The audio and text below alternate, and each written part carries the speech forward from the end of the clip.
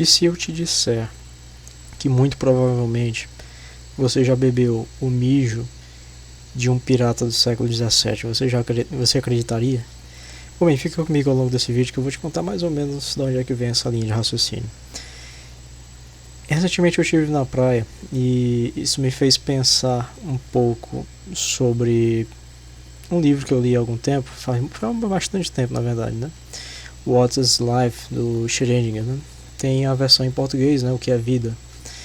E Schrödinger traz aqui, ele menciona uma citação de Lord Kelvin, em que Kelvin faz a seguinte afirmação: se nós tivéssemos como pegar assim, um copo com água, um copo normal, desses de plástico mesmo, 200 ml, por exemplo, se nós tivéssemos como marcar, colocasse tipo uma coleirinha em cada molécula que está nesse copo com água, de forma que a gente conseguisse identificar cada uma dessas moléculas. Essas aqui são as minhas moléculas de água, né? Então naquele copo. Lord Kelvin disse o seguinte: se nós pudéssemos pegar esse copo, jogar ele no mar, né, jogar a água no caso, né, jogar a água no mar, e mexêssemos, né, no oceano de uma forma que nós distribuíssemos essas moléculas com as coleirinhas de forma igualitária por todos os 7 mares, se isso for possível, né? Se você pegar um outro copo com água, ou um outro copo vazio, mergulhar ele em qualquer lugar do oceano,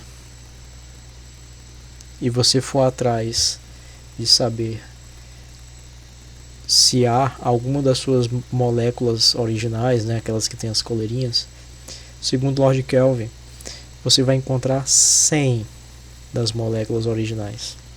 Eu já fiz um vídeo explicando mais ou menos, pelo menos tentei explicar, né, como é que possivelmente Lord Kelvin chegou a esse resultado. Eu vou deixar marcado aqui ou na descrição, naqueles cartãozinhos que aparecem em cima, né? Como é que Lord Kelvin chegou a esse número. Mas o que importa aqui não é nem o número em si. Já tem outro vídeo explicando isso, né? O que é interessante é que eu cheguei ao seguinte raciocínio.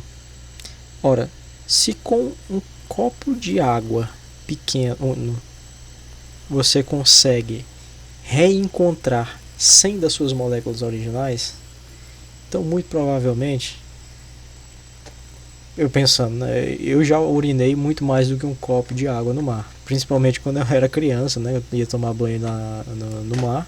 É normal, a criança acaba fazendo xixi no mar mesmo, né?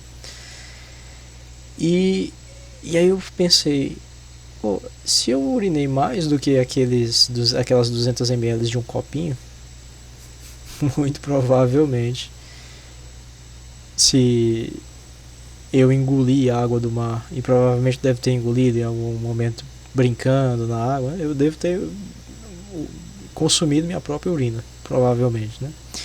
E o pior, a urina dos outros. Se você em algum momento foi banhar na água do mar, numa praia qualquer, e por acidente bebeu a água do mar, provavelmente, se esse raciocínio estiver correto, você também já bebeu a urina de alguém, né? Isso é meio chocante, né? Uma afirmação um pouco forte, né?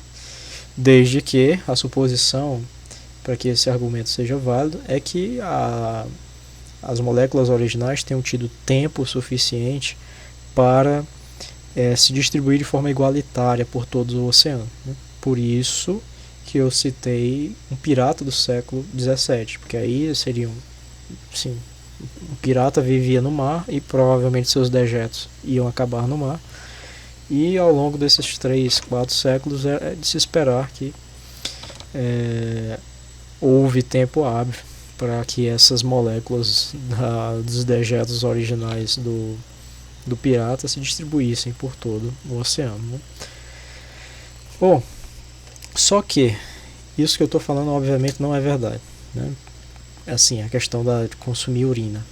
Primeiro porque a urina não é composta por uma única molécula, né? A maior parte é água de fato, mas tem outras coisas, ureia, enfim, nem eu sei direito, mas tem outras coisas, né?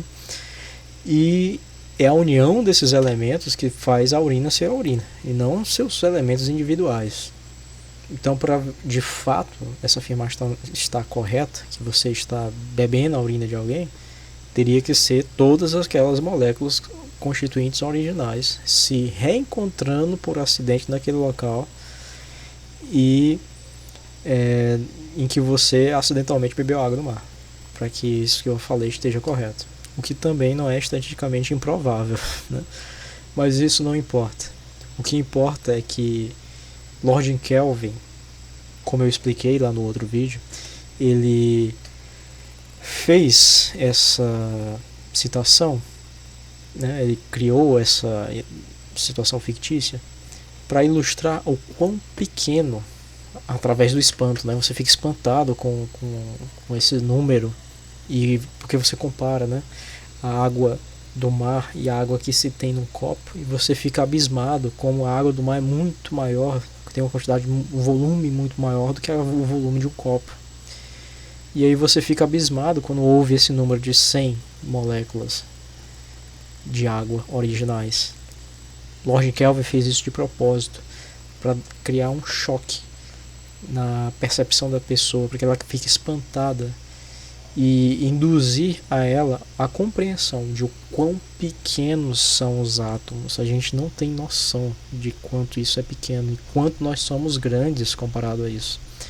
Eu lembro que quando eu era criança, ou mesmo agora recentemente como adulto, né, 17, 18 anos, eu ia doar sangue, e no momento da doação do sangue a mulher faz a pessoa que está lá, né, no momento, ela faz um furo na ponta do seu dedo e coleta, né, no vidrinho, no papel, enfim, uma fraçãozinha insignificante da quantidade de seu sangue para saber se você é soro positivo ou não. E eu ficava abismado com isso, porque eu ficava pensando, bom, e se eu for, e justamente no momento em que eu fui fazer a doação, no momento que foi tirada aquela minúscula gotinha de sangue da ponta do meu dedo, por acaso os vírus não estavam ali naquele momento da coleta, não estava ali na ponta do meu dedo, se eles estavam em outra parte do meu corpo, como é que é garantido, né, que é uma gotinha é suficiente para saber se eu tenho aquele vírus ou não, né?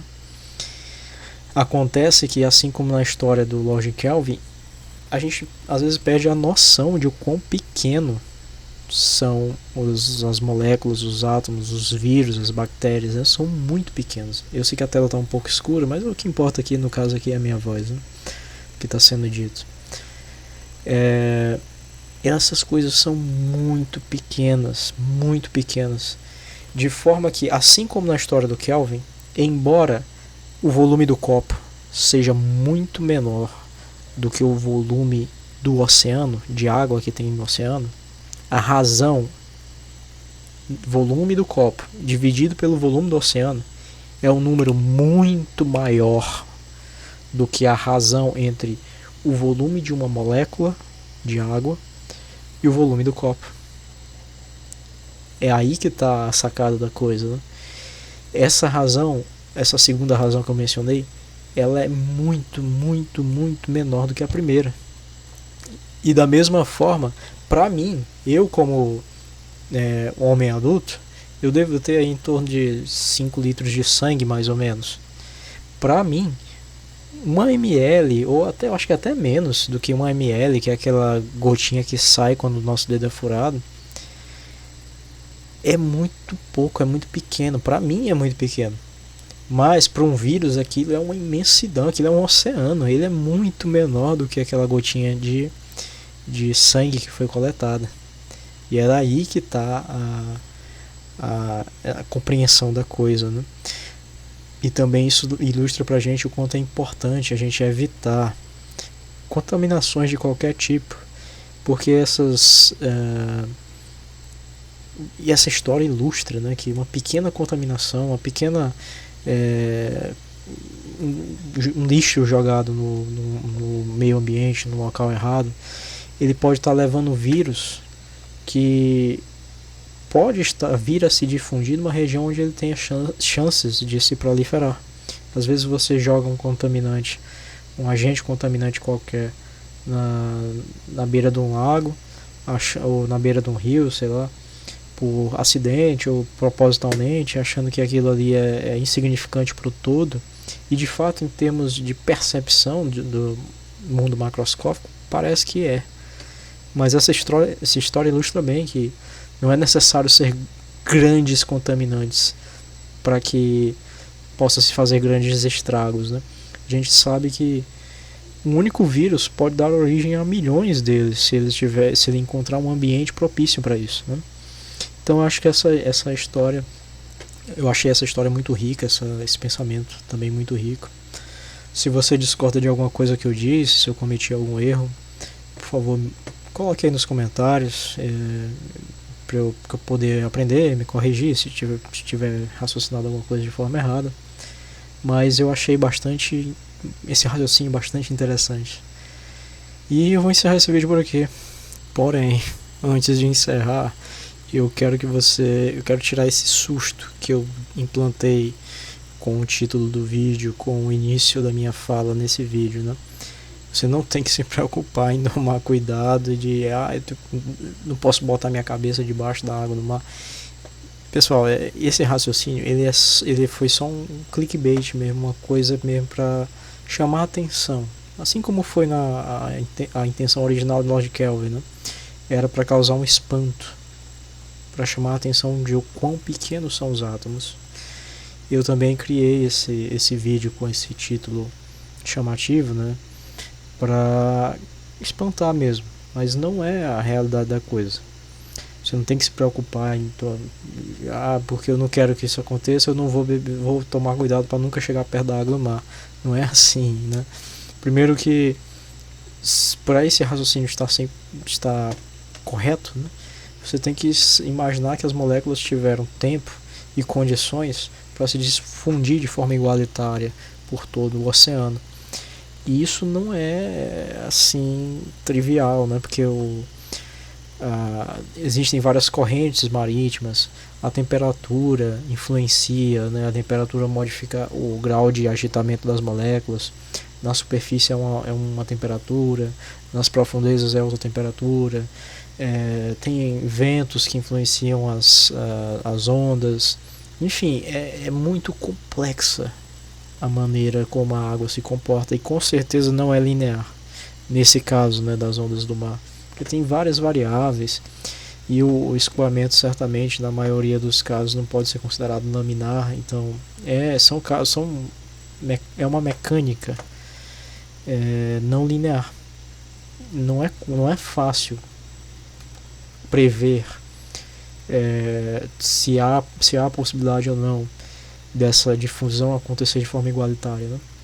Mas não é isso, não é essa a intenção dessa história, né?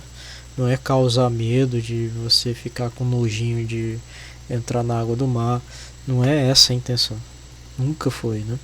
A intenção é só ilustrar o quanto pequenas são as coisas no nível dos átomos, das moléculas, e em alguns casos bactérias, vírus, enfim, né? Agora sim, eu vou terminar esse vídeo por aqui, e fique com Deus, até a próxima.